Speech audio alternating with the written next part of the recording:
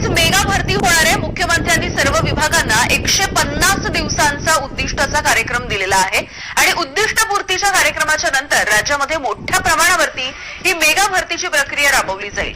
150 दिवसांच्या उद्दिष्टपूर्ती कार्यक्रमामध्ये आकृतीबंधामधील सुधारणा, नियुक्ती नियमांचं अद्ययावतीकरण आणि अनुकंपा तत्वावरच्या 100% भरती पूर्ण करणं यासारखी उद्दिष्ट निश्चित करण्यात आली आहेत। ही उद्दिष्ट पूर्ण झाल्याच्या नंतर रिक्त पदांची अचूक माहिती समोर येईल आणि यानंतर राज्यामध्ये व्यापक मेगा भरतीची प्रक्रिया सुरू होणार आहे।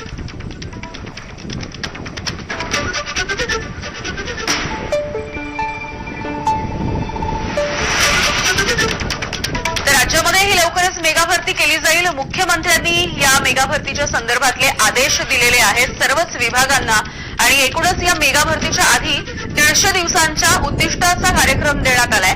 वेगवेगळी उद्दिष्ट आहेत आणि यानंतर